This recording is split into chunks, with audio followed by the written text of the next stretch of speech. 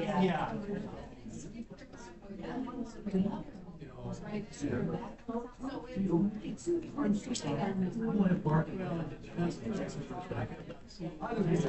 Oh, you're just gonna sit there? Oh, you're not come out?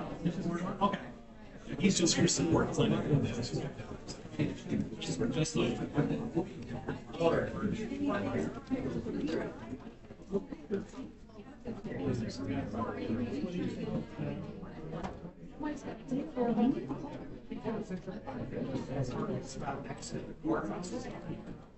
like. Courthouse. There's no pickup truck. I meant those people actually show up to participate. We're in the back. You cannot see the cars coming down the road. You gotta pull straight up the road. Huh? I wish you could stay like this line. I'm used to it.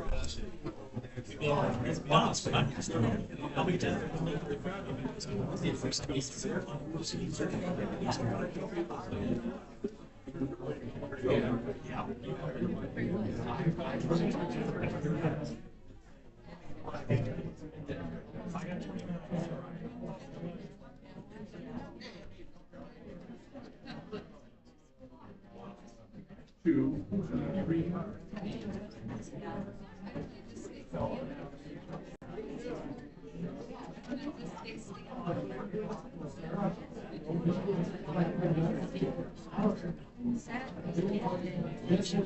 Sidewalk people that live on the street.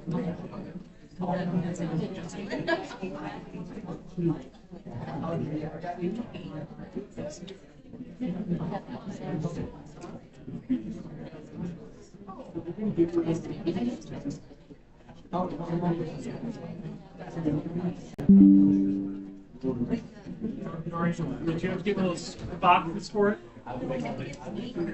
Okay, so now my life direction on the side because I didn't know that when I was putting it. I actually bought three little screw-on things that sprint and stuff, and now I have no use for them.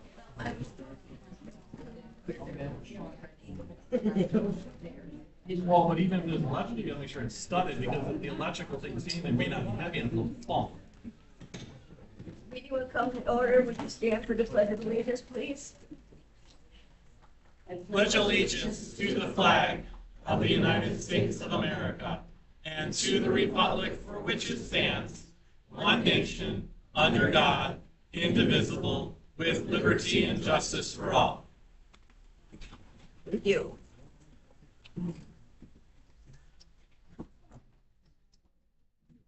We have the agenda before us. You got a chance to look at it, so I will ask for a motion to approve the agenda. Let's make a motion to approve the agenda. Support. And the motion support to approve the agenda. All those in favor say yes. Yes. Opposed, no. Motion carries.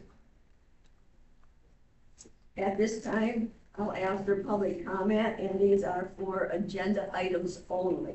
So if the public has anything that they want to talk on the agenda items, please raise your hand. Nothing. The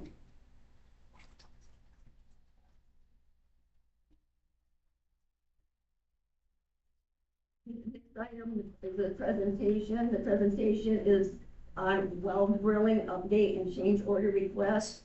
And the speakers are Mark Sweatman, WSP, and Mike Carpenter, Low Engineering. You can take the podium.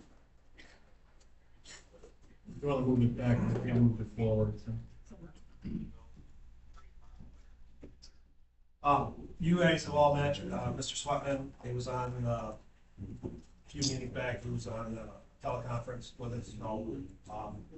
We asked him to join us today personally, so yes. And he's got Jason Armstrong with him as well.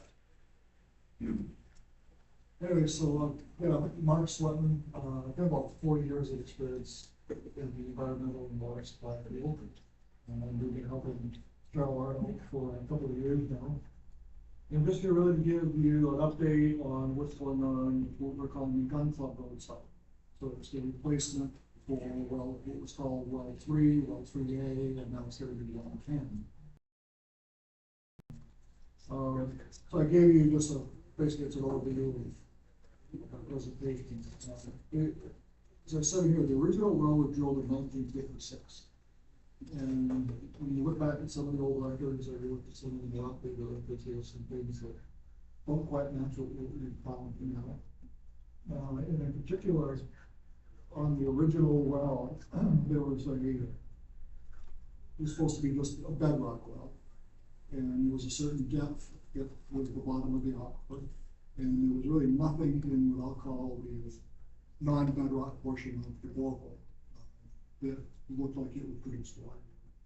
And so all the work that we have done is targeted the replacement of the well that was with another bedrock well. And to do that, we had to drill down and then set casing and then drill down into the rock just to make the drilling out, which smooth it. So as we were doing that drilling for the replacement well, we saw some things that didn't match up with what were on the 1956 well, which created some opportunities, we think, and also had to do a couple things that we weren't planning on doing. And one of those was we had to drill deeper. Because when we're looking at a bedrock aquifer, we're trying to find the bottom and the top of that aquifer. And in the old boring log, the bottom of that aquifer was noted at 240 feet below ground. And we had to drill deeper, we went down almost 290 feet before we found the bottom of it. And then we also saw, well, I'll call it granular deposit, above what had been called bedrock before. It was a surprise to us, but we had to focus on replacing the well as the bedrock. And so we'll get back to that during a moment. So once we got the first, we call it the test well, an observation well, and there's a number of wells we're gonna put in to keep people to stay happy with what we do and what our conclusions are. When we put that first observation well, an observation well is not as big as a production well, it's a smaller diameter well, so it's big. 12-inch casing, it's down, I think that one's 6.99 inches, Jason, right? Correct. Jason, but great field guy. And so with that, we were able to get water quality samples out of it, because that's of course an important component. And then also do a little bit of testing for the capacity that might be there when we do the bigger well. The goal for this site was to get replacement capacity of 180 gallons, and that basically to replace what well 3A had in the past. A little bit of testing that we've done on the capacity of that smaller diameter well, and we try to extrapolate from that what it may give us. It doesn't meet the 180. We don't think it will. When we go in and set in for the big 12-inch diameter well, and we don't think it'll give us 180 gallons a minute. We're hoping for 100. Okay, so it's really not the capacity that the original well had. And some of that capacity that was stated for the original well might just be how it was tested back when it was tested. There's different things we do now in a longer period of time, so that capacity isn't as different things we're required to do by Eagle now that weren't required back in the 50s. Not stuff that I'm making up. And let's see, we've taken samples for water quality, because we want to make sure in rock wells we worry about arsenic and salt. And we don't think it's salty. It didn't taste salty when we were out there. We're not supposed to taste it without testing it out. And we also want to look for arsenic to make sure that that's not an issue, so we don't have to do other things with the well that's at that site. That information is still pending.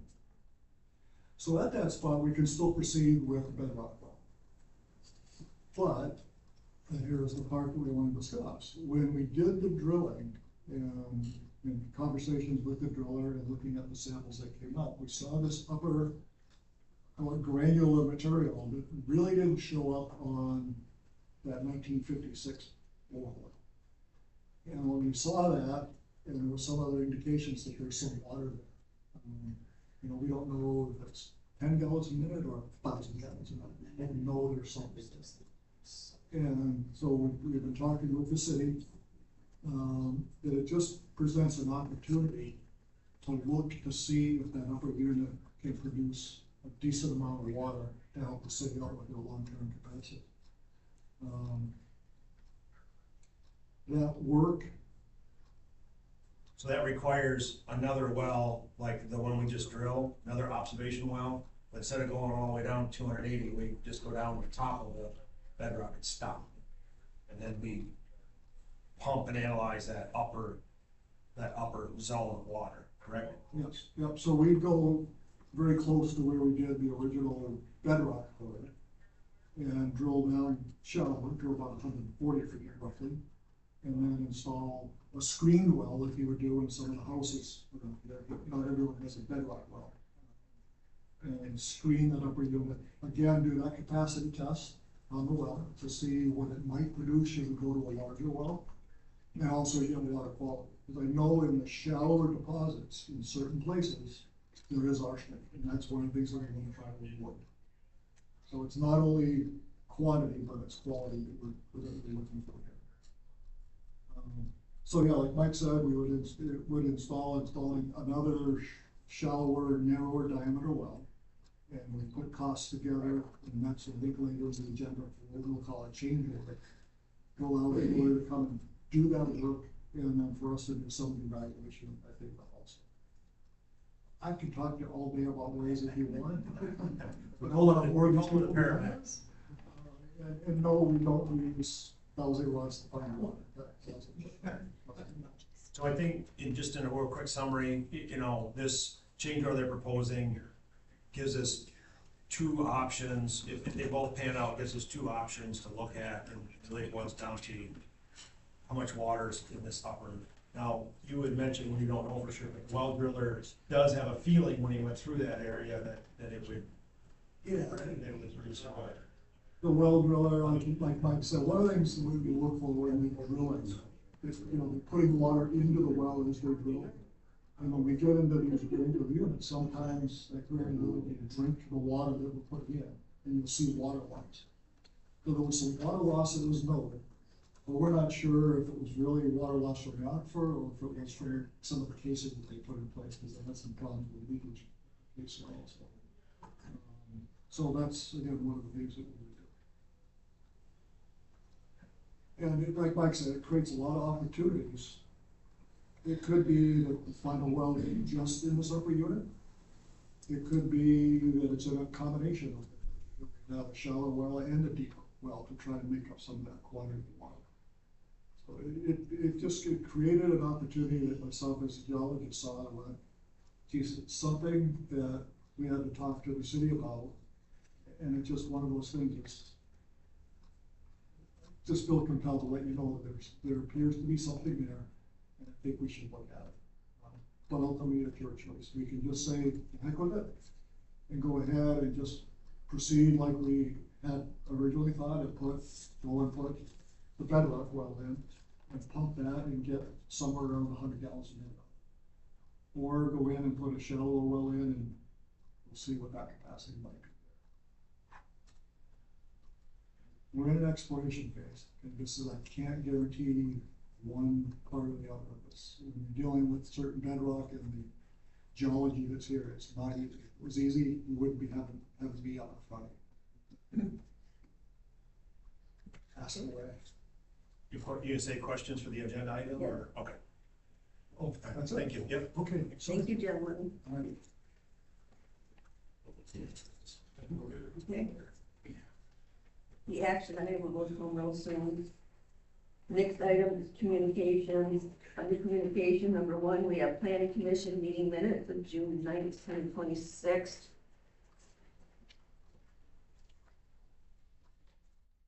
Any questions? Okay. Second one, number 2, time capsule opening at the Old Methodist Church. If you notice, July 14, 2026 at 10 a.m. It'll be held at 202 West Burnside, Carroll, Michigan, and everyone is invited.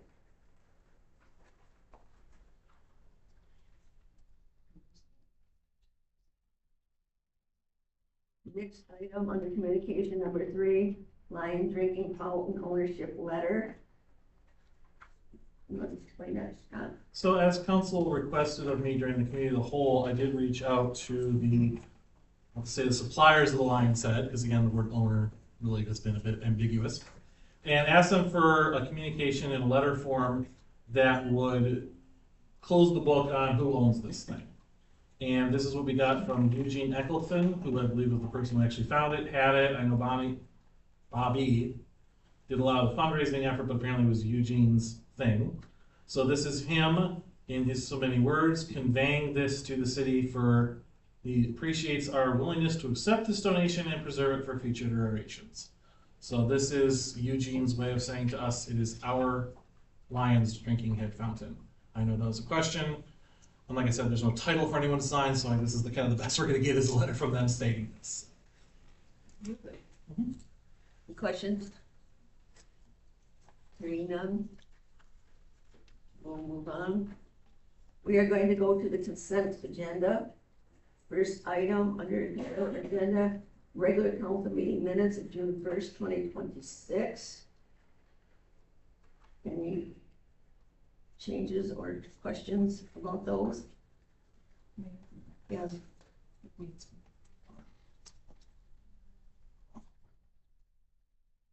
sorry. Oh. Okay, I'm so crazy. It's supposed to be. June 1st. Won't press that up there any. Okay, so. There's one change under the first paragraph, instead of March 2nd, it should be June 1st. Any other questions or concerns on those minutes? Okay. Next item, number 2, committee of the whole meeting minutes, June 8th, 2026. Any questions on those minutes?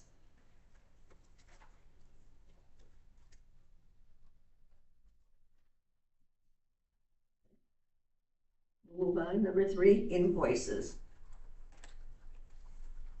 Invoices start on page 12. Any questions on the invoices? I have a couple of questions. Yes, Councilman Page. So, the Gerald Maida? Okay, is that contracted services, is that for vehicle detailing?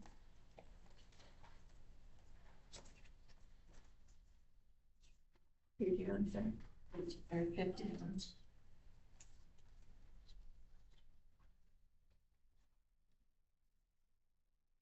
1371 either one? Are those the ones you're? 11301-930.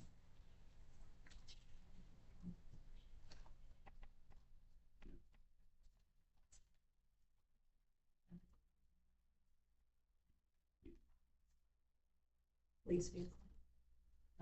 Please. Light package replacement from the police vehicle. Okay.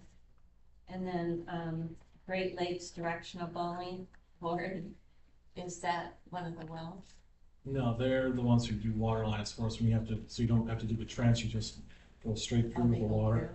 I believe that's one of our water projects, or someone's looking at water of some kind, but yeah, that's, they, instead of having to dig a trench to put stuff in, they just put a machine down, it goes through, creates a hole, I think with a water stream, and it goes in there. Norman Street. Norman Street? Yeah, so it's probably Norman Street. And then Great Lakes Management, I know that's code enforcement, but is that for lawn mowing? Lawn mowing. That's $10,000, that's a lot. A lot of people have like, May's usually the bad month, it usually takes, MLR Engineering that's local streets, sewer and water, is that Norman Street? yes, that is our engineering firm from Norman Street.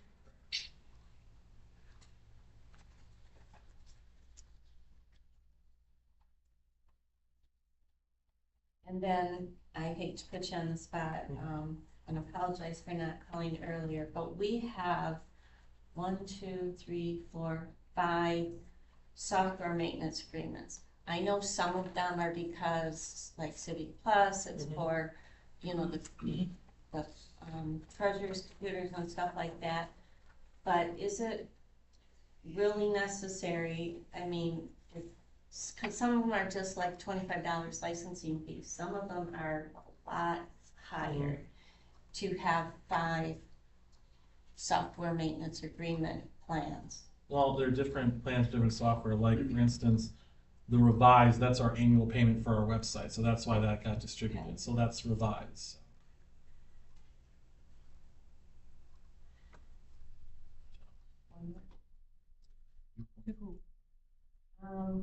Well, okay, Brightspeed, is that the internet then?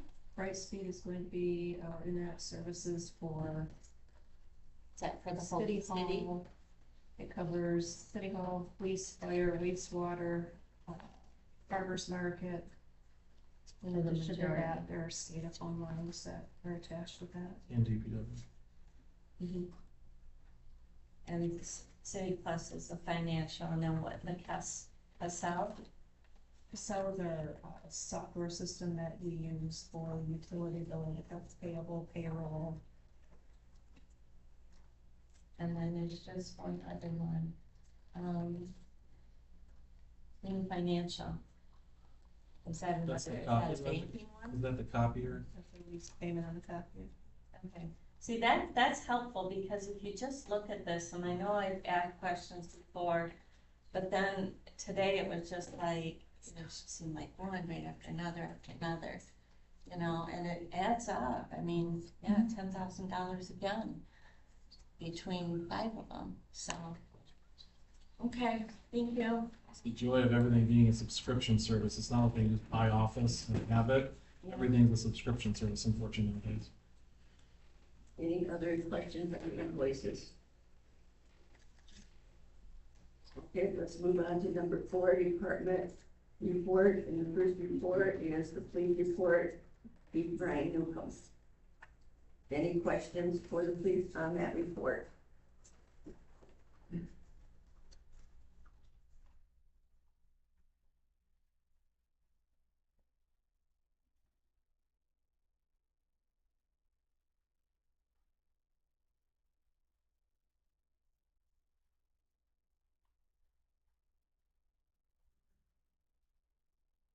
Once again, any questions on the report?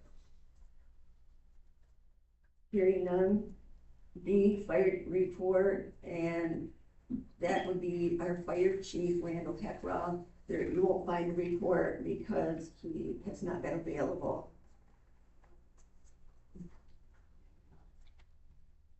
The next C, code enforcement report, that is Chris Drake.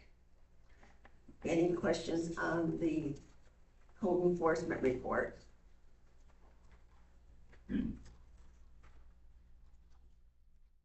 Have a comment.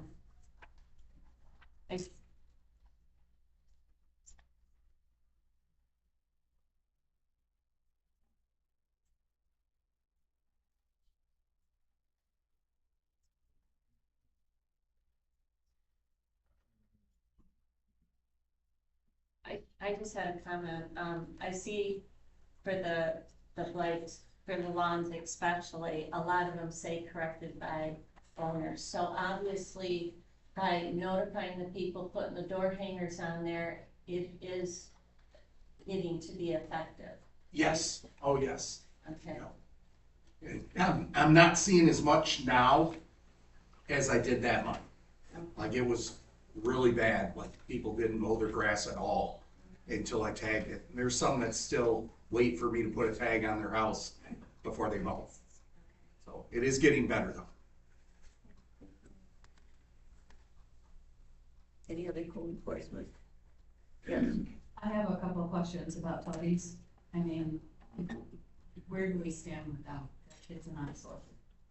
Which one? Tubby's, Hubbies.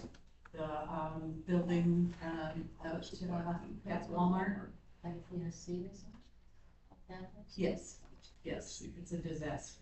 Okay, I'll have to look into that. It's a for sale. But. Oh, that's the place on the, okay, on the other side of the street? Yes, Yes, okay. yes. I'm aware of that one. And the same with the AT&T building. Where are we at with that one? That one is the sign has fallen down and it's still Safe there. Built has said that it's I'm- not structural. Yeah. Yep. It's We've been talking to Safe Built, trying to get them to change their mind. Well, can they come and pick up the sign that was on, that had fallen? Something, I mean, it's just laying there. It looks awful. We'll try to I will try to take care of that part. And we still have LJ's Garage that, unless we want to go legal action, we're kind of in a stalemate. Unless we want to go to a lawyer, and that'd be something I'd have to bring you guys for authorization, so. well, I think we need to be presented with some option of what we can do. I mean, we've Alright. talked about it for a year and you go and you look and they make promises and then they don't do anything. And now, okay, we're in a legal standoff, let's go. I will, check with the attorney to see what options are and report that back to council, if that's council's desire. Well, I don't think not doing anything is the option. I think we at least need to be presented with what our options are. Okay. Chief Newcomb, I skipped over your report. Did you have a code enforcement? Yeah, Okay. I did. I was just curious, just so I know, how long is it after they get their, ticket or they get the notice before they go back out and mow? It can be as early as the next day. 24 to 48 hours. Okay. Thank you. Chief, did you want to give a report on this or just? The letter? Yes. I Sure. skipped over it, I'm sorry. Yeah, glad to. All right, in my packet, there's a letter that I, just in the interest of transparency for you. We do have a patrol car leases coming due in August, September. So what this entails, it's not an addition to the budget, we're not encumbering any more money. It is a switch out of a one lease for another. Probably within $1,000 is the same price we're paying right now annually on the lease, so there's not much to change there. Where we would have to spend money would be on the outfitting. So the vehicles that is being replaced, all the equipment in there could be used in the new one, so that's not an added cost. But my mistake, I did not include that in the budget, so you're probably talking $5,000 to $7,000 changeover. When we turned in the last lease vehicle, we garnered $18,000, which we collectively talked about and actually put that back into the lease payment, which reduced that like $4,000 a month. In this case, what I'm proposing to do, rather than do that, is to take that whatever extra money we get in this lease turn-in and use that to do the upfitting, so there's no cost to the city. So that's what that letter's all about. Thank Just you. letting you know that that's kind of where we're heading. Anybody have any questions or complaints or problems? Thank you. Thank you. Perfect. Okay. We need a motion now to approve the consent agenda with the one change of the date and to include the invoices. Motion to approve the consent agenda with the change of the date and to include the invoices as presented. Support? We have a motion support. Any discussion on the motion? Hearing none, all those in favor say yes. Yes. Opposed, no. Motion carries. Okay, let's go to the regular agenda. The first item is number 1, Van Weesen Road property purchase agreement, and I'll turn that over to the city manager. Okay, so I think we've talked about this once or twice in the last year. We had the open house, I know some of you were present for it, we answered a lot of questions about that. So again, we went through the process of, we had the initial presentation about a year ago for this idea. Council requested that we go through a process to see if anyone was interested. We did the RFQ process, we only had the one interested party. So council told me to negotiate with them. They sent me their offer, me and was also reviewed by the city attorney. We countered with a few additional terms that was mostly based on feedback from council, and they did agree to those terms. So the agreement is, Alan Edwin is the name of the company, but I think the agreement is with Michigan Housing Partnership LLC. I'm assuming this is a standard real estate thing that every development has its own LLC, so if something goes wrong with one, it doesn't bring down the whole company. I used to work for an attorney who did this all the time. They'd be like, 317 South State Street LLC, and this LLC is just standard way of doing business. They kept the purchase price from their offer, $87,500. Added was $5,000 as a deposit. They have 6 months to inspect the property and pursue a brownfield/TIF agreement with the city, with up to 4 extensions of 3 months for a total possible inspection time of 18 months. The city is not expressly required to agree to any TIF or site plan per the purchase agreement. And the development does not proceed within 3 years after closing. The city can recapture the property with a refund of the purchase price. The city attorney made revisions based on council and my feedback to the initial from them, and they agreed to that, as I stated earlier. So the next step is if the city wishes to move forward, we would have to authorize myself to sign the purchase agreement. The options are to motion to accept the purchase agreement for parcel number 050-500-242-2000 from Michigan Housing Partnership LLC for a purchase price of $87,500 and authorize the city manager to sign the agreement. Or you can motion to instruct me to renegotiate with instructions, postpone or take no action.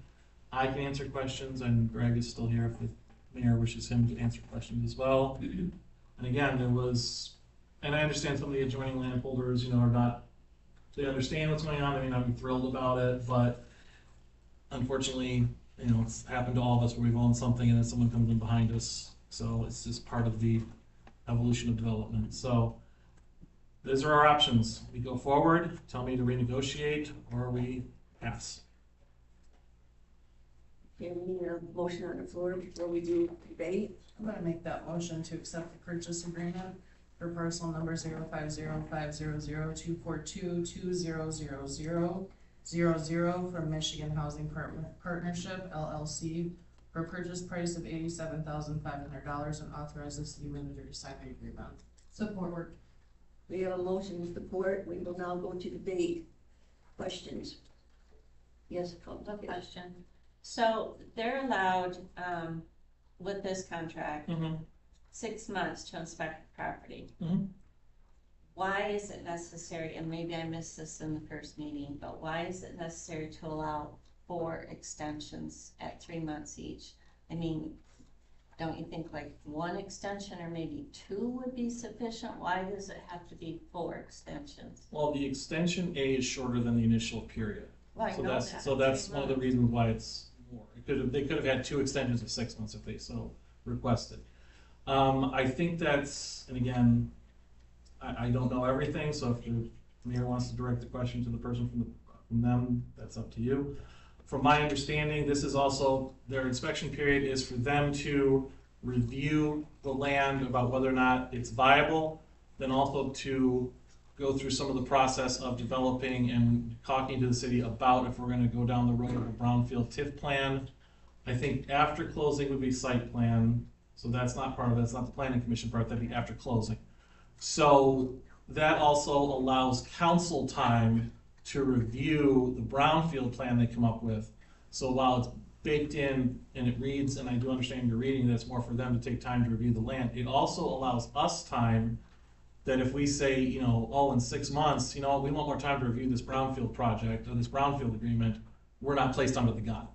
Because I believe it's not just them, we can also request one of these extensions if we're developing, if they bring that to us. And again, the purchase agreement doesn't obligate us to agree to one, but I know that is their intention, and that it requires city council's review. So that makes a lot more sense. Yeah. So this allows them, we had a lot of concerns both in the open house and in the public. We've had conversations about drainage issues. I know we had a letter from the drain commissioner. So they need time to do an engineering review to say, you know what, we want to do this right, so we need more time. Or it could be on us to say, God, we're at 9 months and I don't know if we're ready to do this brownfield. How do we do it through an extension, buy ourselves 3 months? So it is something that can work for each side in this. Any other questions on the purchase agreement?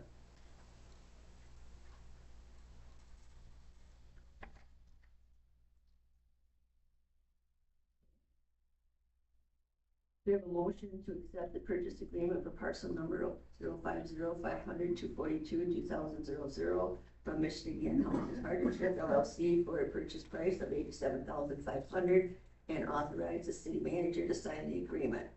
So we have a motion and second on that, so are we ready to call for the roll call vote? Roll call, please. Hamel, Yes. Kish? Yes. Bodie? Yes. Parker? Yes. Riley? Yes. White? Yes. Mayor Snyder? Yes. Motion carries. Next item on the agenda, number 2, well, number 10, drilling change order number 1 that we had just heard Mark talk about. Would you like to add to it, city manager? So yeah, based on their presentation, we kind of got the gist of what we're looking at, is that this would give us the option to look at that higher level to see if we can get a better flow rate out of there for the GPMs we're looking for, and also the quality testing. And I know that this council in the past has kind of been aversion to change orders, and I know this is an expense. However, we're looking at wells typically last 40, 50 years. So my analysis, I guess, my opinion isn't always the best word to use, but my analysis is, if we're gonna do this, let's do it right. Let's spend a little bit of money now so we're not spending a lot later.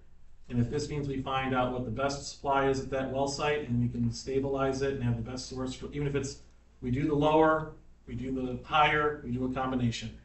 If we can get the thing that lasts us 50 years, gets us the quality of water we need, the volume we need, you know, again, over the course of the lifetime of this, it's $45,000 total to do for both WSP and Northern Well and Pump to do this. If it's a 50-year lifespan, that's less than $1,000 a year. My analysis is I think that's a steal at twice the price, so I think that it's a thing that is worth exploring to make sure we do this right the first time. Okay. We have a motion on the floor. I'll make the motion to agree to change order number 1 from Northern Well and Pump for $27,363, and to change order number 2 from WSP for $17,920, and to authorize the city manager to sign all necessary documents in order the city treasurer to adjust the fiscal year 2026-2027 budget to account for the increased costs. Support. We have a motion and support. Now we will ask for debate. Questions? I had a question that said to wait until this happens. Yes. How long before you get the test results on the water sample? What we've done already? Or what? Yes. Oh, Start with that. What you've done. 2 weeks. for the water quality test. Right, okay. Is the timing of this such that everything's ready to go now and a delay of the 2 weeks would be an issue or not? So we've got to be able to schedule not only our time, but the driller's time. Okay. And times we're ready and they're not, or they're ready and we're not. So right now, I don't think it would make a big difference, but it would ultimately delay the process. Okay, and then one more But I question. will tell you one thing, if the water quality comes back and there's some alerts in that, we're gonna let you know. And if there was water quality issues with the bedrock, that even further strengthens my reason for going ahead and looking shallower. Okay, and that might tie into this next question of, is there a way to tell from the soil samples that you recovered if there's any contamination in the sand gravel location? So there's two different questions in there. Okay. I can understand the talk, if I don't stay on my throat, it really goes back. So when you're looking at contamination in soil, then you're actually taking the soil and submitting the soil samples for analysis. We're looking for water, so it's the water that goes through the soil that we look at. And a lot of times those two don't match. Okay. So you can have clean soil and dirty water, or dirty water and dirty soil. So the soil samples were not submitted, just water quality. Okay. Thank you. Any other questions from any other council member? Okay. We're ready to call for the answers. You have to roll call vote, please. Fish? Yes. Bodie? Yes. Parker? Yes. Riley? Yes. White? Yes. Hamel? Yes. Mayor Smith? Yes. Motion carries. Thank you. Okay, we'll go to under the regular agenda, number 3. That would be the 2026-2027 request for EDC allocation and the manager. Okay, so as you guys know, during the budget, EDC requested $8,000 budget for their allocation, and we put $8,000 in the budget. In previous years, they'd asked for up to 75, but the council's only allocated 65. However, they did not make a request for payment in 2025, so they're actually saved us a little bit of money by not asking last year. So again, we did budget the entire 8,000, but as in the past, if you want to go lower, you can do so. So we have a motion to pay the allocation request of 8,000. Another request, postpone, takes no action. I can answer questions, and then again, I know Alicia from the EDC is here if the mayor would like her to answer questions. Do we have a motion on the floor? I move to pay the 2026 Tuscola County EDC allocation request of $8,000. Support. We have a motion and support. Discussion from council now. We didn't make a payment to them last year? The 25, 26, no. We talked about it and decided no. So we're moving on. This no. We decided not to pay them at all, or they didn't bill us, so I we don't didn't think pay they a billed bill. us either. I know we budgeted something, but I don't believe I ever received an invoice. I think this is during the 2 transitions that happened in rapid succession with EDC, with the executive director, so. Right. I think that we may have gotten lost in the shuffle. Any other questions? So does the motion have to say to pay the 26-27 EDC allocation, or it was presented as just the 26? Is that clear what year we're paying?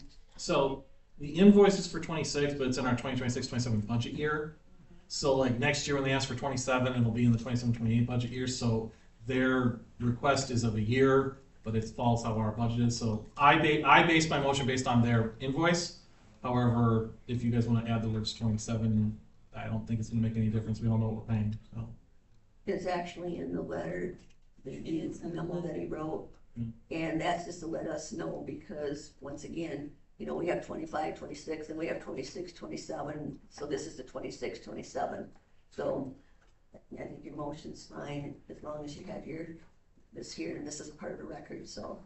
So with that request for money, is there any presentation of what they've got going on, or what they're interested in using the money for, or any projects that we might be able to look forward to seeing results to by contributing to them? Well, my report's coming up, but I don't really have much to answer that either. So throughout, if I could answer, we provide business management and expansion visits throughout the county, and we've done several right here in Carroll, which helps create and retain jobs here in the city of Carroll, as well as we can provide grant assistance when I'm aware of the projects. I guess that's something we could work on. And then another, I guess, I've been working on other housing initiatives on the back half of the city of Carroll. What else? There was a small business grant. At least 5,000 went to the city of Carroll with that, as well to some grant recipients. Oh,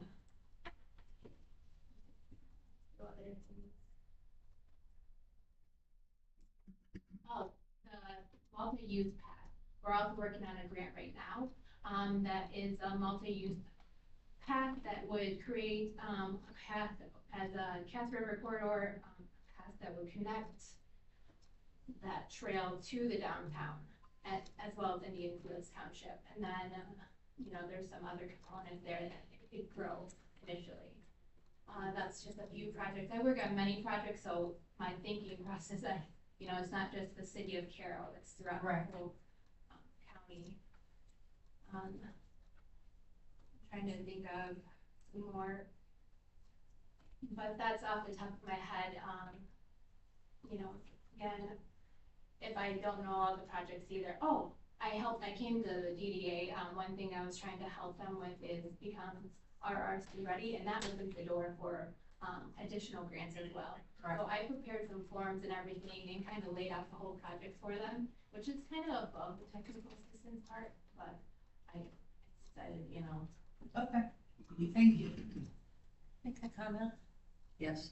I just, I understand that you're saying, the different things that you've got going on and things that you've worked in. But in the past, we've seen very little. I mean, you started yourself as Tuscola County EDC. We've seen very little that is actually for the city of Carroll itself. And I think that's why in the past that we have reduced somewhat of the allocation that we give to the EDC is because we wanted to see more of what you were doing for the city of Carroll and not so much for the surrounding areas. It's great that you're working for everybody, but we don't see quite as much as This past year. in the city. And if there's stuff out there, they're not big enough where we're knowing or being informed about it. So that's just my opinion. Maybe we should reduce it back to the 65 and not do the full 8,000.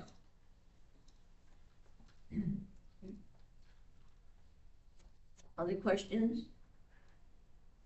We have a motion and a second on the floor. Motion to pay the 2026 Tuscola County EDC allocation request of $8,000. All those in favor say yes. Yeah. Yes. Opposed? No? No. No. How many was that? Jim? 1, 2, 3. I'm sorry. It's 3 no's, I think. 4 yes. So the motion carries.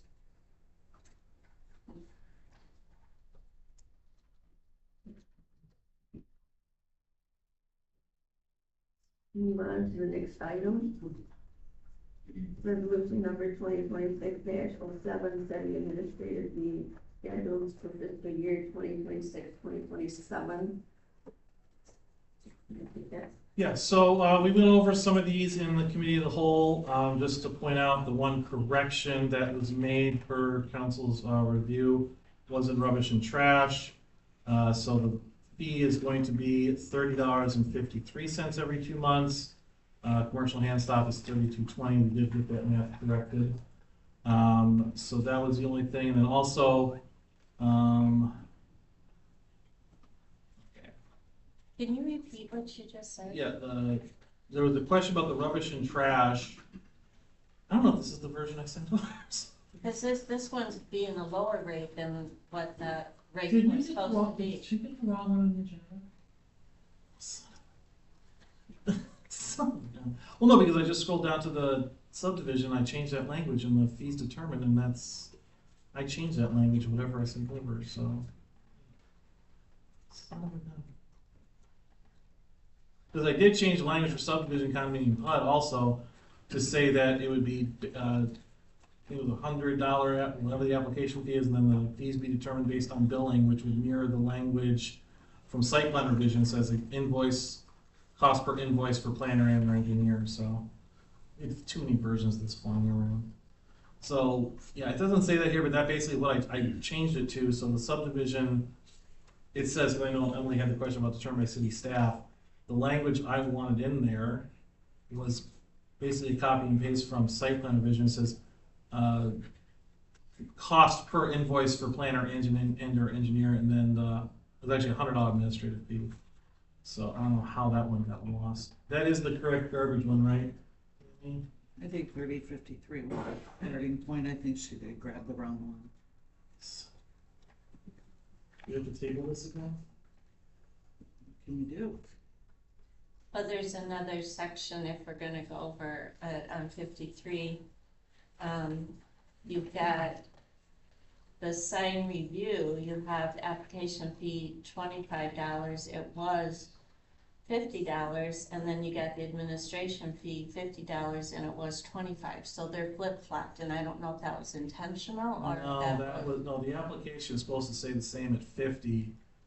And then so yeah, we had a permanent sign fee was 125 total, temporary was 75 total. That was, I think we changed that a year ago.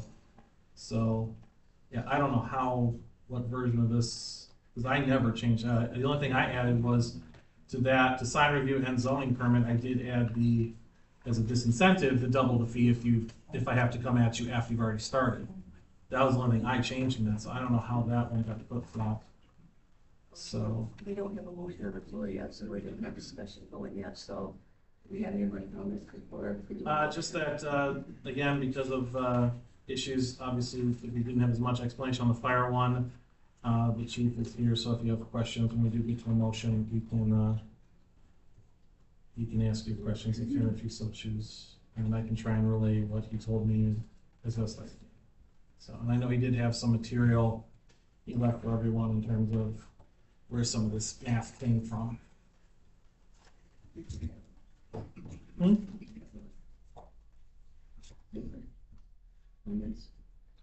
No, I did not. So if we got a lot of questions on this, We gotta have. we need a motion to table it? Whatever your motion is.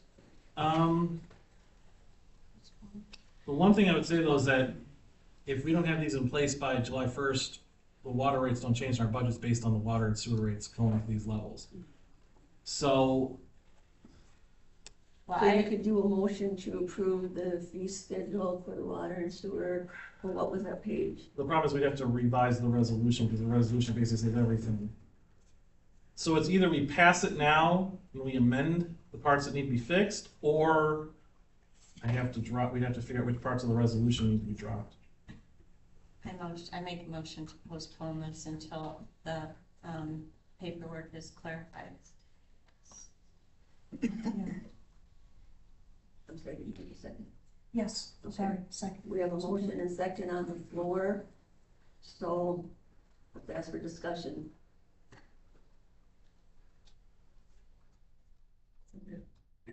So if we're going to do that, then that is going to affect. I would probably recommend to council that we get this addressed internally and that we have a special meeting before the end of the month to address this issue. That would be my recommendation to council. We do have a little bit of time. So like I said, we had about 3 or 4 of these going back and forth with each other, so I think just someone got the wrong one. So I would say that, at least today, the 15th. One of the good things is we have plenty of time. we have 2 weeks. Although I'm gone next week, but you don't need me here to do this. Yeah, I would recommend that if you're gonna table this, that council either now or within the next few days call a special meeting sometime before, I would say probably before the 26th, just so you're not running right up against the marker. And once this gets corrected, we address it before the end of the month. That would be my recommendation if you do and choose to table. Or to postpone. Sorry, I keep changing Robert's language on. Any further discussion?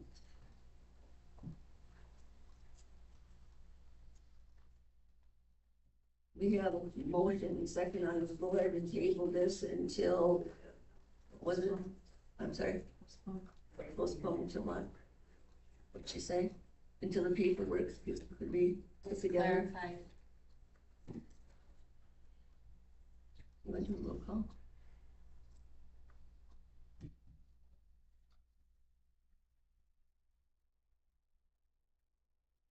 Bodie? Yes. Parker? Yes. Riley? Yes. White? Yes. Campbell? Yes, Kish? Yes. Mayor Snyder? Yes. Motion carries.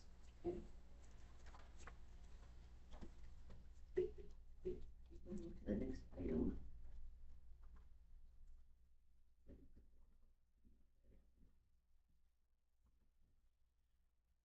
Before we move on, set a date for that, so we don't lose it. That we don't have to have an agenda for the second date, so. I do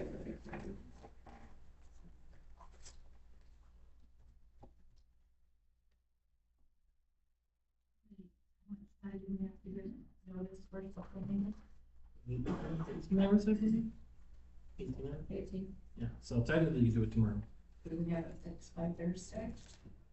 I'm sure it's gonna take us an hour tomorrow to figure it out, so. Yeah. It's just, paper doesn't publish again until Wednesday, so they're gonna give us, You don't have to put the fee schedule in the paper, the budget has to be. you know, we have to give notice of the meeting, right? Yes, not in the paper. Not in the paper. Oh, okay. All right. Yeah, not in the paper.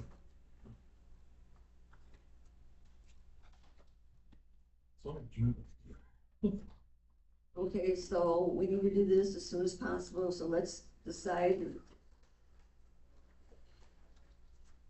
We got the 17th and the 18th because City Hall's closed on the 19th. So, I can't do the 17th, but I can do the 18th. okay. How many can do the 18th? and this should be short. I think so. Okay, we have a quorum, we will do the 18th. Let's look at, what's a good time? I'll be honest, this is something I say we do it at 5 and get us out, just get out of here. Get the fixing out of here, 5 o'clock. Does 5 o'clock work for everyone? Chief, does 5 o'clock work for you? Sure. No, I think he's saying the other one. Yep. Okay, Me too. 5 o'clock on the 18th.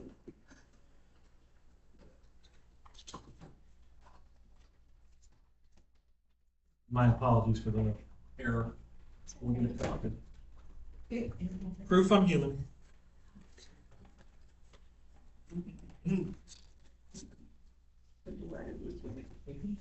Okay.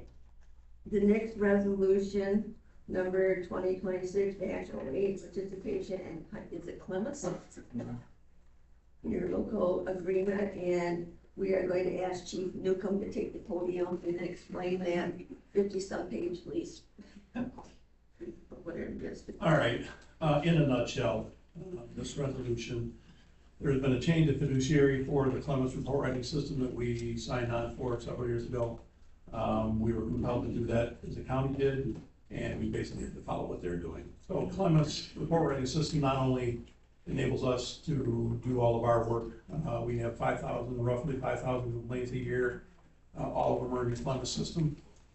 We have Clemens as part of our computer-aided dispatch system of Central Dispatch.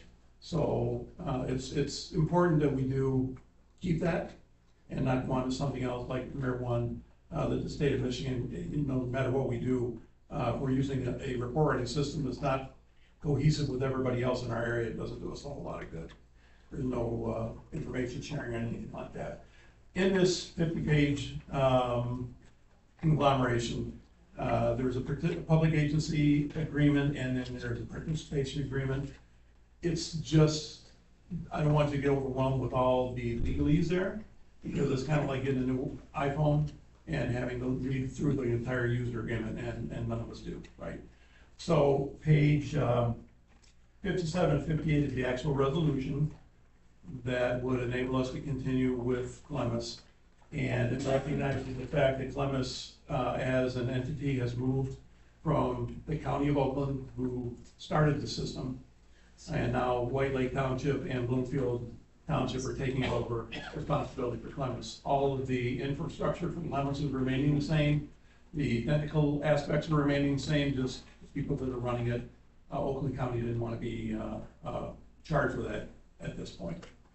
Much like in the past, Premier One, which is run by Motorola in the state of Michigan, originated in Saginaw County and then went to the state police. So, always going in, and again with Region 3 Homeland Security, they bump from fiduciary to fiduciary, depending on who wants to take that over. So, the most important part of these documents that you're looking at are page 57 and 58, which is the actual resolution that we drew up, that I'd like you to focus on. We just want to remain part of that Clemens program, and it really doesn't matter what reporting system we were to have, it would still ultimately cost us the same to stay in that. So we want to remain with Clemens because that's what our entire county and everything in the southeast Michigan corridor is on. Yes. I have one question because it always causes confusion. Who will we be getting the bill from for this? Because it used to be Oakland County, so Now it'll be coming from White Lake Township. Yeah, they just shifted that, so. Because I know that, And they have stated, if you read, I did read the entire document, almost fell asleep, but it's one of those things, just to see, make sure there's no hidden language in there. And they do say that the fees are not changing, other than your normal fee schedule that gets changed, So, that was my one big fear, okay, somebody else is taking it over, they're gonna hammer us for more money, and they say no. If we are to trust them. Okay, we need a motion on the floor before we do discussion. The motion would be to approve resolution number 2026-08, participation in Columbus Authority Interlocal Agreement. So do we have a motion on the floor? I'll make that motion to approve the resolution number 202608, participation in Columbus Authority interlocal agreement. Second. Support. We have a motion in 2 seconds. Now we have debate. Any questions for Chief Newcomb? Okay, may be excused. Thank you very much. So we will do roll call vote, please. Parker, Yes. Riley, Yes. White, Yes. Campbell, Yes. Kish. Yes. Bodie, Yes. Mayor Snyder. Yes, Motion carried. thank you. Okay, we go down to the next one, number 6, another resolution. It is a resolution number 2026-09, resolution establishing election commission and approved election instructor pay, primary election, August 4th, 2026. this is all the Like fun. Okay, I don't pretty know. self-explanatory. If you look at the cover letter, there's a motion there on page 119. So before we do discussion, I'd like to ask for a motion. Make a motion to approve resolution establishing election commission for the city of Harrow, resolution number 2026-09, and authorize the appointment of Counselor Emily Campbell as the city official and Tammy Reese as qualified elector with no per diem pay to the election commission, and to pay $17 an hour for election inspector, 20 per hour for precinct chairperson, and 50 for attending necessary training. We have a second. Second. I have a motion and a second on the floor. Now discussion. Good. Any discussion on this motion?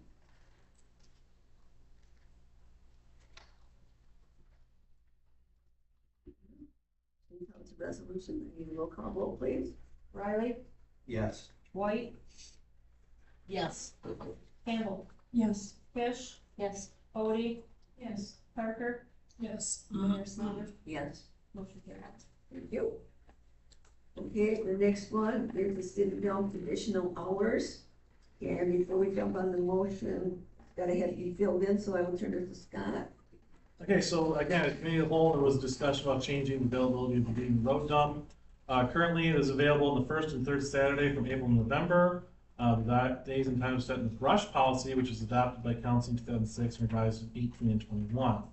As the treasurer pointed out during the committee of the whole, it would cost about $2,500 a year to double the time available from 2 hours 2 times a month to 4 hours 2 times a month.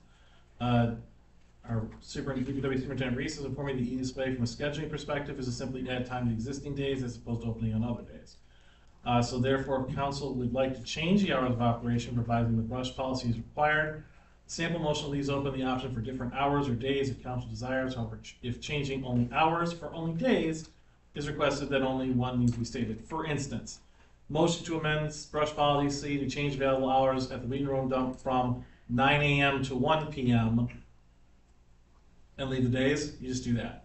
If you want to say change available hours from, and then not change the time, same, you have to state the time on whatever days. Change both, you change both.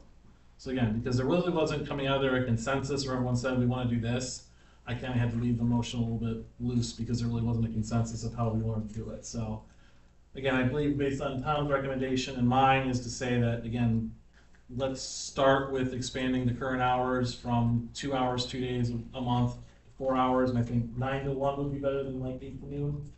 because I'm sure not everyone likes sitting up early on Saturday. I know I'm one of them, so if I could have it to 1 o'clock, not noon, I would appreciate it. So even though I'm not a resident, but just as a person who sleeps in on Saturdays. So again, that's up to the council, which way you want to go in terms of changing the hours. So when you make a motion, you have to fill those blanks in with that motion, so, and that was, John suggested, you wanna make the motion? I do. Go ahead. I make the motion to amend the brush policy, change the available hours of the Wheeling Road down to 9 AM to 1 PM on the current 2 days, the first and third Saturdays of the month. Support.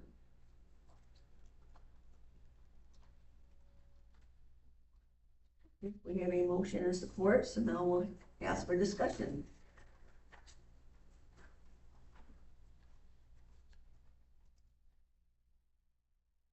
No discussion? Okay, ready for the call? All those in favor say yes? Yes. Vote no? Motion carries. Okay, we'll have a revised policy.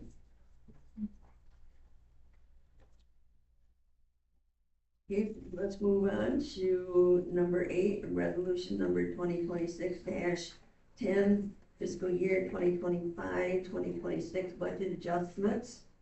And is that yours or is that Tammy's? She has me write it because I think she does so much work on the math. She wants me to write it, so I guess I can talk to it. So it is that time. It is our last meeting of the fiscal year, and as we do every fiscal year, we do our final budget amendments to make sure everything is balanced and in compliance. Where we've overspent, we fix that. Not much of it. In fact, I think Tammy, when we were talking about it, we actually spent $2 million less than we had budgeted overall. And some of that is because like we didn't get the grant for the tennis court projects. That was a big one, and then a few other things were cheaper than expected. So again, this is just our overall just fixing those things that need fixing so that we're in compliance with the state law for our final budget based on our final numbers. So the options are motion to adopt 2026-10, making final amendments to the fiscal year 25-26 budget, postpone or take no action. If you have questions, I can answer them, or better yet, Tammy can answer them. Okay. Gotta get a motion on the floor first. Resolutions acting on page 142, but the motion's on page 123, so do I have a motion? I move to adopt resolution 2026-10, making final amendments to the fiscal year 2025-2026 budget. Support. Motion support on the floor. So now we will have discussion.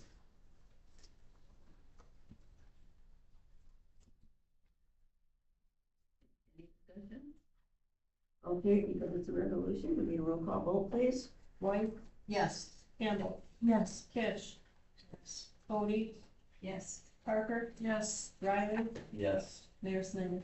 Yes. Motion carries. We put all the work in. Okay, the next item, number 9, fiscal year 2025-2026, ongoing project budget adjustments. Yep. So, as you know, because we talked about one earlier, we do have a couple of projects that we're starting this fiscal year that will unfortunately roll over into the next one, based on billing cycles and just on ongoing work. Specifically, the Well 9 drilling project, which will continue. We will be getting final bills on Norman because they were supposed to start paving last week when I was gone, but I know that was weather dependent and I haven't snuck down there to look. Sidewalk project is substantially complete. We do have to do the punch list and we do have to make sure everything's done. And again, the bill will not come till next fiscal year. So to properly account for this, because this is something that the treasurer had learned in one of her trainings, is an ongoing project things that sometimes we have to do this, is requesting council to authorize the funds budgeted and approved by council in the fiscal year 25-26 budget that have not been used for these specific ongoing projects to be brought over into the fiscal year 26-27 budget. So again, this is taking whatever we haven't spent on these projects this year, because I think all 3 of them came in under. Well, actually, no, the well drilling we had to adjust to the next one. But I know the sidewalks, because we didn't use a lot of the contingency, is going to come in, I think, 185 is what you said, Mike? Just not at me. 185. So that'll come in under. Norman came in under the bid. The bid came in under budget, so we won't use everything. But this just allows us to not have to adjust mid-year and overspend some of the lines like, we have no money for sidewalks this year. I'm sorry, we have $5,000 for encasement incidentals. So that way we don't blow the line immediately. This will allow whatever has been unspent for those 3 specific projects, Norman, the sidewalks, and the well drilling, to roll over into next year's budget. This is actually amending next year's budget with whatever's left of this year's budget for those. So that's why the motion is to adjust the fiscal year 26-27 budget to allow for unspent funds from the fiscal year 25-26 budget for the Norman Street, well 9 and 10 drilling, and sidewalk projects to be transferred to the fiscal year 26-27 budget. That's the request for those 3 projects because they're ongoing. We have a motion. I'll make that motion to adjust the fiscal year 2026-2027 budget to allow for unspent funds from the fiscal year 2025-2026 budget for the Norman Street, well number 9 and number 10, drilling and sidewalk projects to be transferred to the fiscal year 2026-2027 budget. Support. Okay, we have a motion and support, now we can have discussion. Any other question? You said that we came up 20 million, or 2 million yet. Okay, so these 3 big projects that we didn't get billed for yet? I did put in what was left on those projects into the numbers that I gave you for the final budget status. We may not get those bills in time to use it. That just means things got better, but I did project out what was left on those projects when I gave you the budget status numbers. Okay. Any other questions?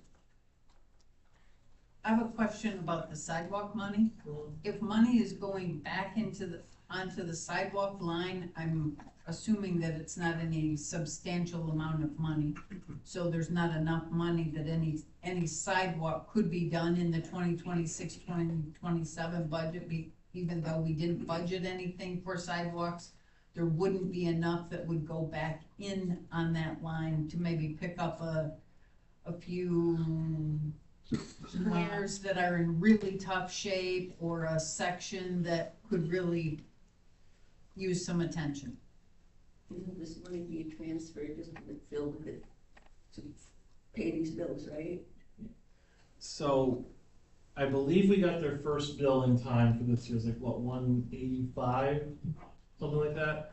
So we do have the punch list stuff left if we do anything. So in theory, there could be 15 left, which you can't do much. That's like nickel and dime repair at that level. So if, again, there wasn't any in this fiscal year budget, if council come the fall wants to change your mind and say, hey, put that in, that's something council can request to change the budget. But yeah, there could, in theory, if someone else comes from us and says, hey, I want to do the 50-50 split and there's more than there's more demanded, we'd have a little bit extra, but not anywhere near enough to do any sort of street, even a stub. It would be not enough to even do a stub. And to be quite frank, I couldn't get a contractor out here to do something for that little, outside of a 1 or 2 off repair. So if there's an emergency repair, we would probably have a little bit more for emergency repairs, but not for a project. I assume that the money being transferred now is going to be based on the balance, not extra money. Yeah. Okay, thank you. Okay, so we have a motion and a second on the floor. Any further discussion? Hearing none, all those in favor say yes. Yes. Opposed, no. The motion carries. Okay. The next item, that is for Tammy, that's investment attorney number 1. You want to deal with that, Tammy? Yes, we have currently a CD at Frankenmuth Credit Union. It is maturing on July 1st. Currently, North Star Bank is offering the best rate by a fair amount at 3.8% versus 3.65% for Frankenmuth Credit Union and 3.65% for Independent Bank. So at this time, my recommendation is to move the CD to North Star Bank in the amount of $264,224.43 for a 1-year term at 3.8%. I think that motion to move the CD to North Star Bank in the amount of $264,224.43 for 1 year at 3.80%. Support. Motion support on the floor, discussion, Can I ask a question? yes. What will this do to our balance? In terms of things? We're fine. Just anytime we're moving, I just wanna make sure.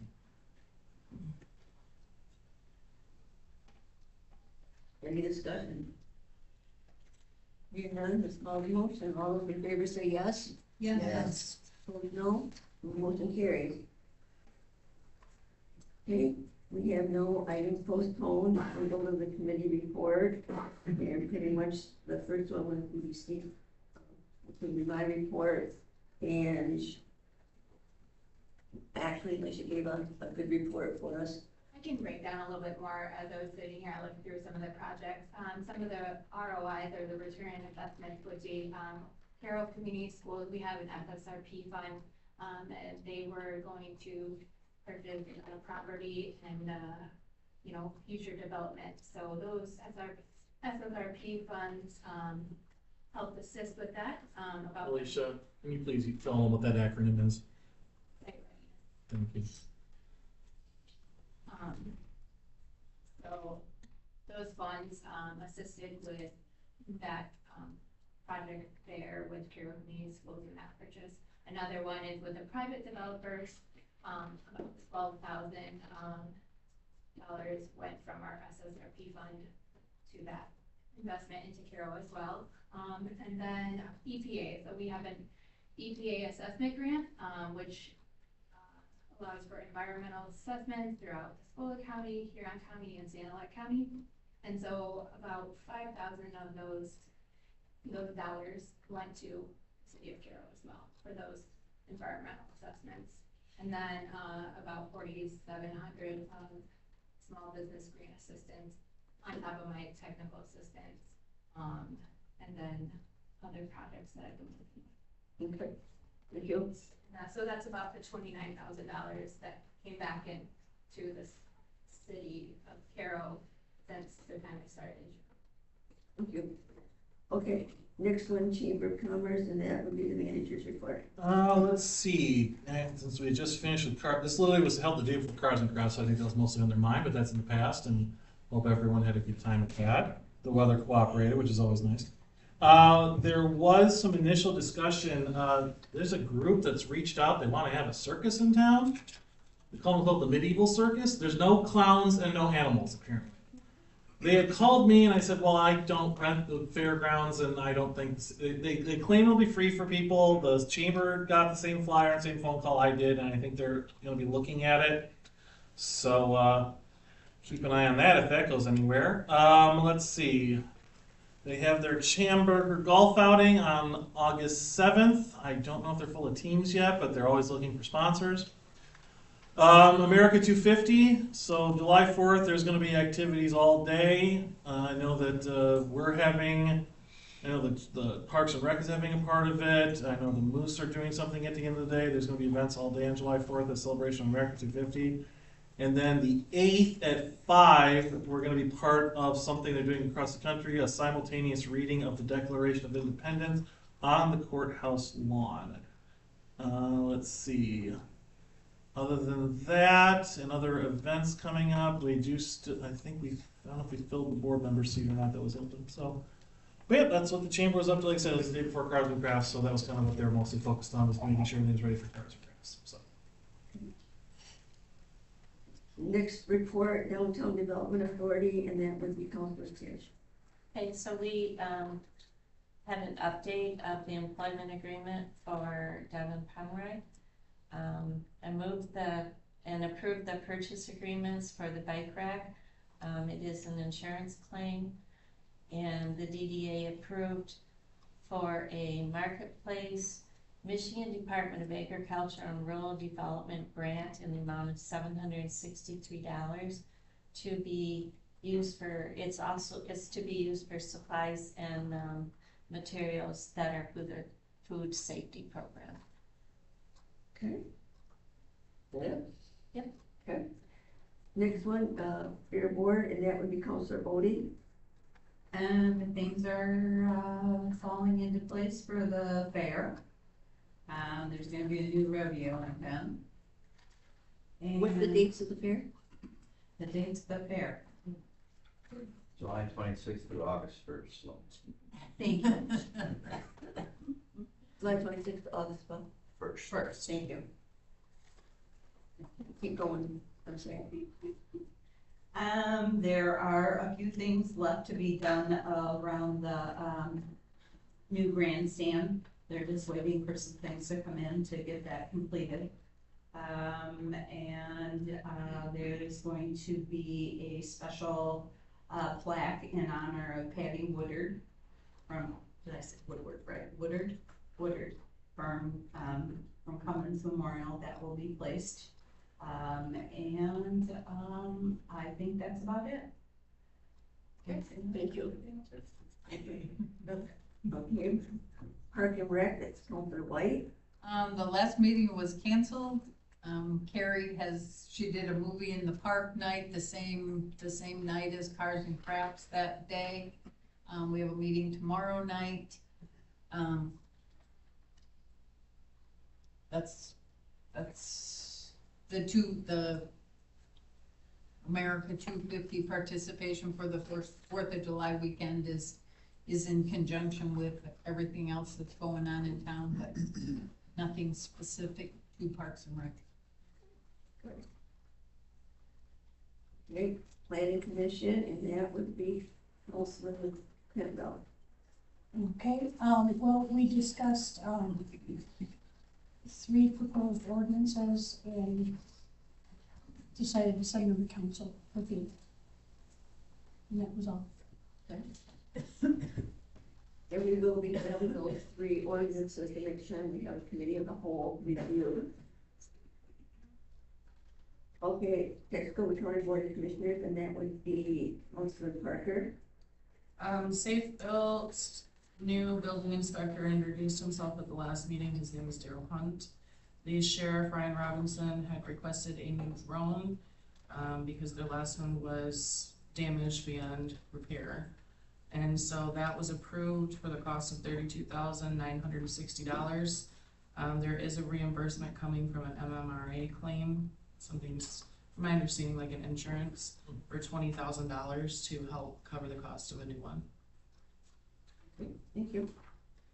The next is zoning board of appeals, and that would be me. However, we had no need to have one of them. So we will move on to the mayor's report. It's in the packet and it's also on the web. And the manager's report is in the package and also on the web, but if it has a comment you'd like to make. Yes, I emailed this to council, and I completely blanked when it came time to writing this, because I was trying to get to my workshop that I had the grant writing with, which had a lot of great information about federal grants, so that's a new opportunity for us. Last week, I signed the paperwork. We were awarded $1.5 million from the CDBG for the residential rehab downtown and for the homeowner rehabilitation. It is locked, loaded, it's ours. Thank you. So, to revitalize to Ransford Wassett Council, everyone who worked on this, thank you beyond. I think, and someone's been here longer than me, correct me, I think this is the largest investment of grant money in our residents directly I think we've ever gotten. Because usually stuff is business related, grant related. I don't think we've ever had something this large that'll go directly towards, especially the half that'll go to the residential rehabilitation. So for our low to moderate income residents, that's up to $40,000 for repairs.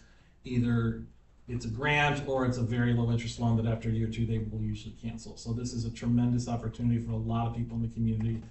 And as we said in the process, if this works, we can continue the rehab program. Other local developers, if they want to do the residential rehab program in their second and third floor spaces, this is something that can become a great part of what we do moving forward. And that's all I got. As I said, I am going to be not at work next week. I'm not planning on going anywhere, but if for my own security reasons, if I do, I will notify you by email, because I don't think putting it in public if I'm not going to be at my house for a day or two is a bad idea. So I will notify you. I'm off of work the whole week. I don't think I'm going anywhere, but if it's right. Yes. So what's your contract say about putting on? Says that if it's necessary, I believe. But usually the council's always said if you a vacation's supposed to be a good vacation, and you're supposed to not worry about work, and then you're supposed to. Well, I know, but if I'm here and I need to come in for something, I don't mind that I've done that. It's mostly because I need time to do home improvement projects. I may have to run in covered in paint. Well, hopefully not covered.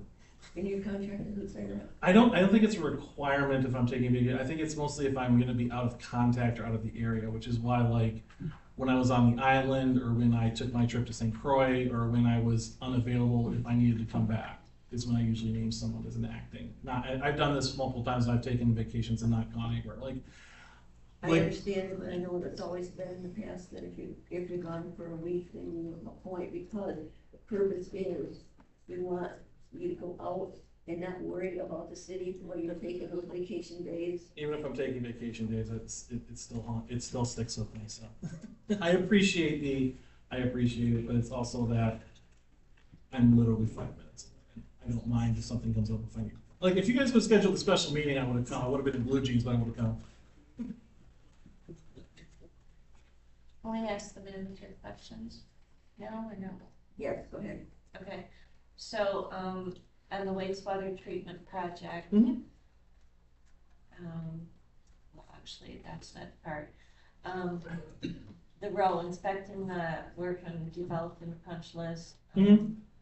For like the sidewalks and stuff like that, are you guys all three gonna go? Yeah, the three of us, unfortunately, we couldn't find time today, so probably the next day or two, since we're all here, we'll probably have to figure out a date, but yeah, we will go inspect everything, we do it every year, and develop the punch list. I know I've already had one thing relayed to me that one of the spacers is a little bit thick for someone, and I know Mike said he tried to take that away, but we'll look at that. I think we don't have as many issues as last year.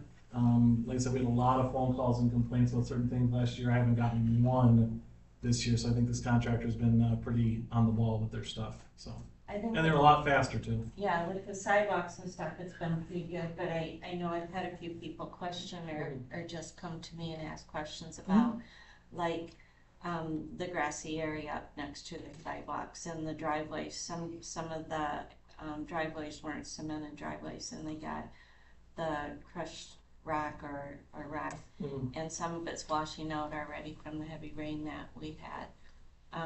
But the biggest thing was the grass. Who was responsible for grass seeding those areas and along the sidewalk? The company will do that as part of the cleanup effort. They will be seeding, and They've already seen. oh, they've already seeded. Yeah. And Mike, because I've had this question, is this the stuff that you don't need to water? Or you should? You don't need to? No, it needs water. Okay. Okay. See, and I know some of the residents were told they didn't have to water it, that the rain would do it for them. And you can literally see in quite a few places just the grass seed laying there. You know, it's doing nothing except for maybe here or here. You get these big sprigs, and the people can't mow it because it's all mud, it's all dirt. So I just wondered if we were gonna follow up with that. Well, like I said, we haven't done the walkthrough yet. We will get the walkthrough done, and we will address those. If you have anyone specific or any specific addresses, just let me and them know, and we will make sure to look at those specific addresses. Okay. Any other questions for the manager? This report? Okay, then we have the clerk's report, that's also written in, web. I haven't adjusted. Oh, I'm sorry. That's okay. Public accuracy testing is not July 15th, it's July 10th, same time. Thank you.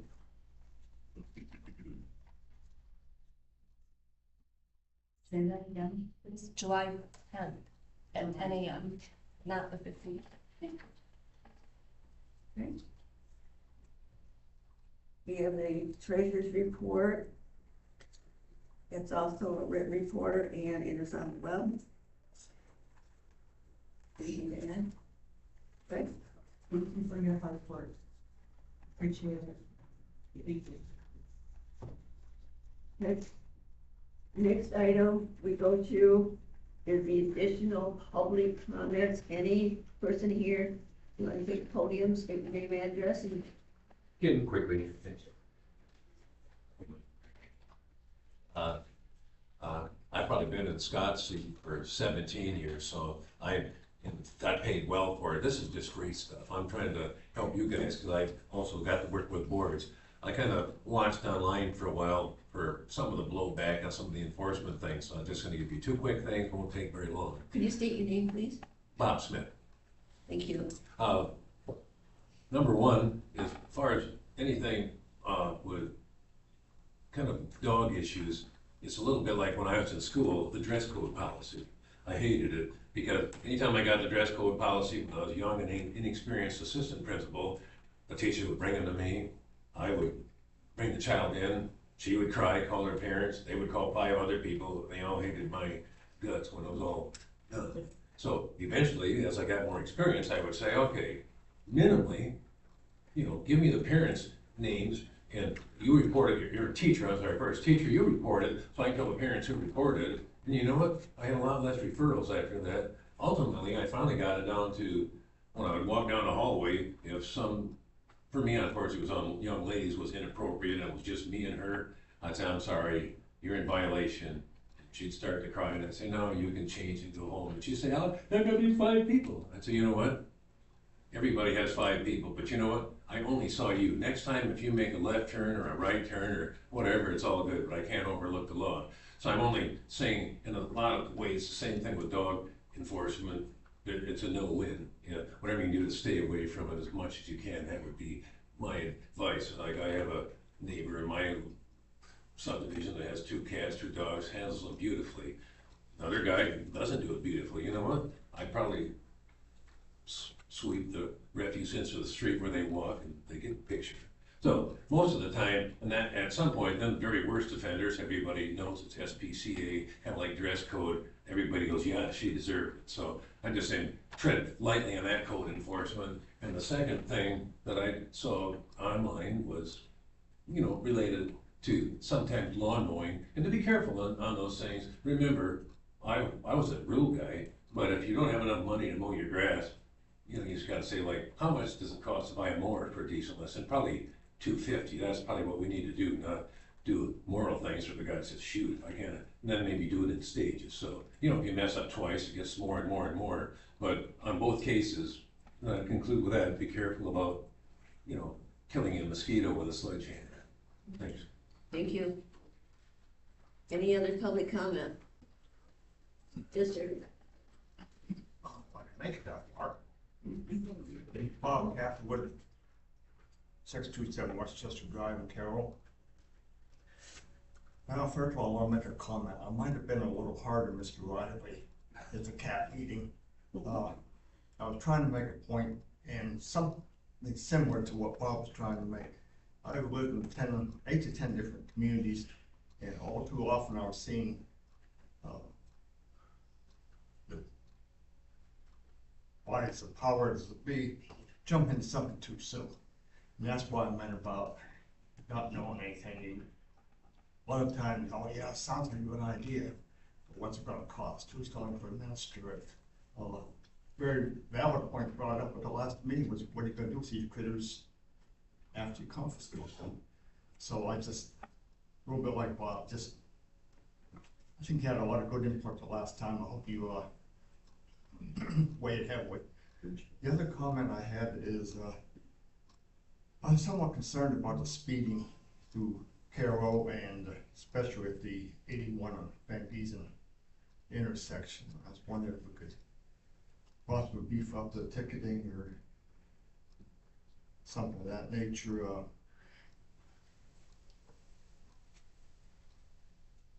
Hope we don't have to wait till somebody gets killed. But in my mind, it's going to be a real problem. Like I said, I live in Westchester, Williamsburg subdivision. If it's any quieter out there, it'd be the cemetery. Yet I've seen Carroll police go through there 3 times on a day. And I just wonder if that's the best use of our resources, or we could put those resources maybe to address the speeding issue. That's it. Thank you, sir. Any other public comments? My name's Chris Sackman. I live at 143 Howard Street, Carroll, Michigan. 4 years ago, I had a heart attack and died. I had 19 firefighters and police officers save my life. Right after that, I came here and I thanked the police officers and all the firefighters. I asked the city council then, You guys have an ordinance to mow the grass, but your ordinance doesn't cover brush and weeds. At what point does the grass go from grass to a weed? Your blight guy's been mowing an abandoned house next door to me on Montague Street, 303 Montague. They can't turn their zero-turn lawnmower to get half of the front yard, so they just back up and leave it. The yard's full of trash, the carport's full of trash, it's abandoned. A real estate lady owns it, I'm not gonna say her name. Nobody lived there for 7 years. There's piles of brush in the back, there's coons and possums and everything living in there. This is my 4th time coming to the council in 4 years. And still no ordinance on brush and weeds. I mean, how hard is it to look at the ordinance and say, hey, we need to fix this? You talk to the blight officer, he said, my hands are tied. I gotta go by the ordinance, I can't enforce something that isn't there. That's my complaint. Thank you, sir. Any other, yes, Mark?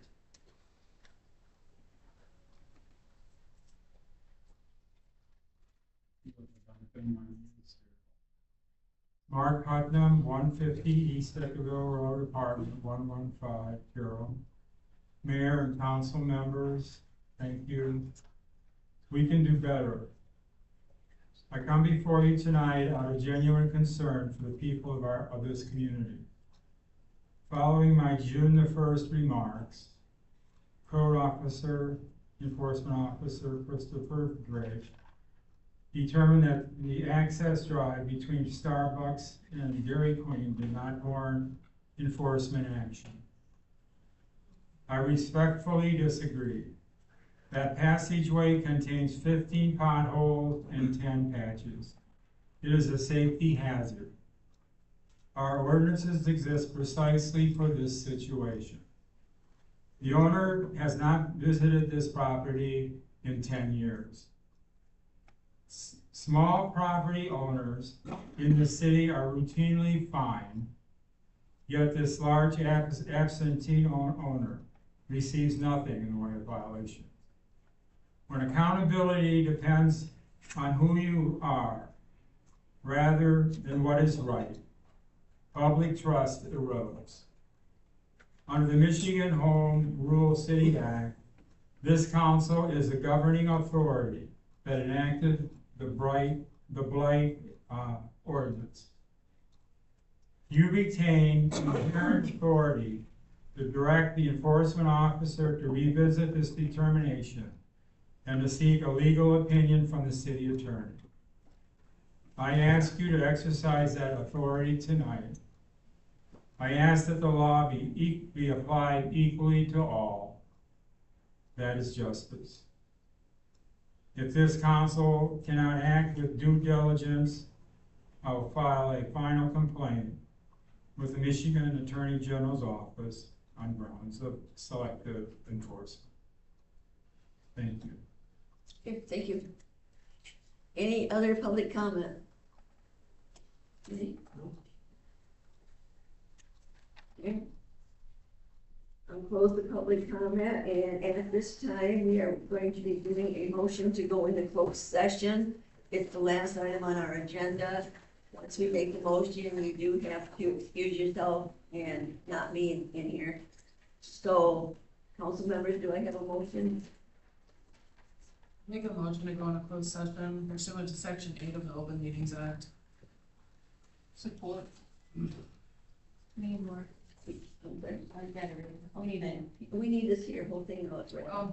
To consider the dismissal, suspension, or disciplining of, or to hear complaints or charges brought against, or to consider a periodic personnel evaluation of a public officer, employee, staff member, or individual agent, and that the city manager be permitted to attend the closed session to provide information and assistance as requested by council. Support. Roll call vote. We have a motion in support. Roll call vote, please. Campbell. Yes. Kish. Yes. Bodie. Yes. Parker. Yes. Riley. Yes. White. Yes. Mayor Smith. Yes. Motion carries. At this time, we will be asked you to excuse yourselves. Tammy doesn't have to come back. No.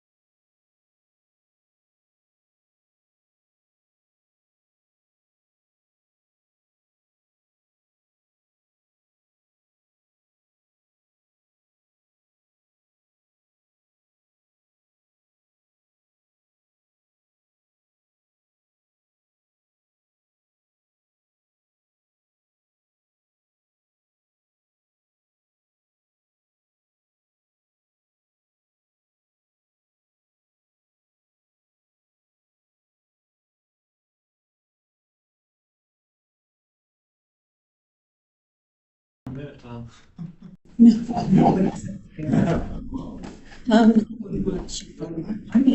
Yeah, should be calling me back in about 2 seconds. Is there anyone out there? Yeah. It's Gilchrist.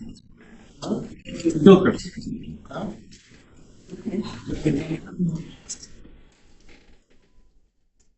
I make a motion to go on a closed session at 9:13.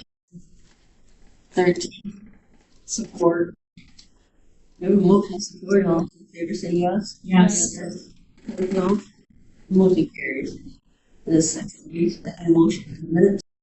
To accept the closed session minutes You can come in, Tom. as presented at closed session. Support. We have a motion support on the floor. All those in favor say yes. Yes. Opposed, no. Motion carries. Then we need our motion on our action, and you need, got to repeat it for you. Okay, who's gonna make the motion? Does it have to be specific, or can we say it's directed in closed session? I thought that's how we were supposed to. Well, I'm just remembering how the anyway. lawyer did it, was, we had to say as stuff, act is directed in closed session. Right. Okay, say it. So, motion to direct the city manager to take the actions as discussed in closed session. I make that motion to instruct the city manager to take the actions that were disclosed in closed session. Support. We have a motion and a support, discussion on the motion. Hearing none, all those in favor say yes. Yes. Opposed, no. Motion carries. At this time, I have no further, business, therefore, can I get a motion to adjourn? Motion to adjourn. Support. You got that? If people want to go home. All those in favor say yes. Yes. Opposed, no. Motion carries. Thank you.